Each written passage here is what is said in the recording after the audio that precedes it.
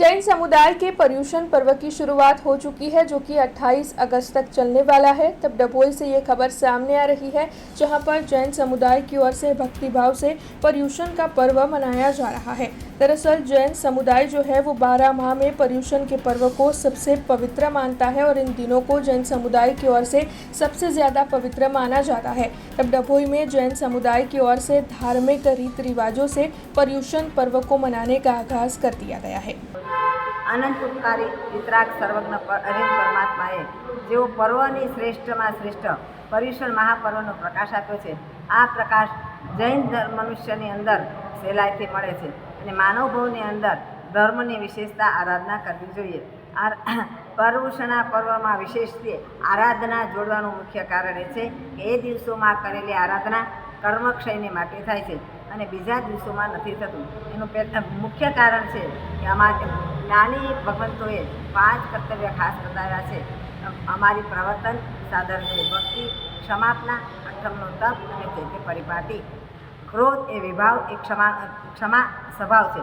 ક્રોધ એ વિભાવ છે અને ક્ષમા એ સ્વભાવ છે। સ્વરમણ સ્વભાવમાં રમણતા એ જ અમારું આત્માનું ખરું ચરિત્ર છે। સમ્યક ચારિત્રની આરાધના ક્ષમાભાવથી થાય છે, એટલે ક્ષમાપના કર્તવ્ય બજાવવાથી બધું થઈ શકે છે। અને पर्युषण दरमियान बधी विधि साचवा माटे आहार संज्ञा पर नियंत्रण जरूर है। पर्वधिराज पर्युषण पर्वनी उजवनी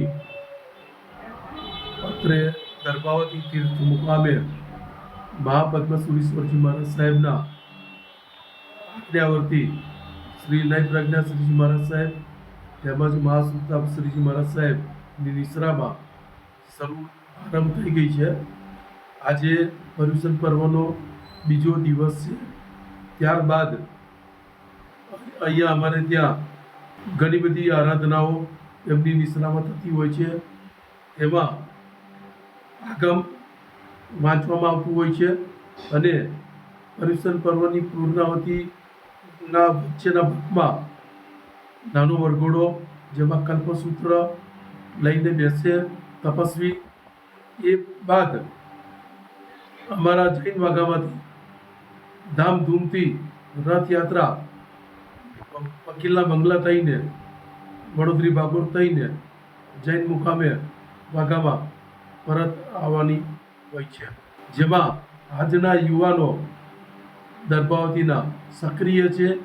એમને પોતાની રીતે ભંડફાળો એકત્રિત કરી અને पर्युषण पर्वની ઉજવણી ખૂબ ધામધૂમથી पूर्ण थाय एना माटे युवानोए तमतोड़ मेहनत करी रह्या छे।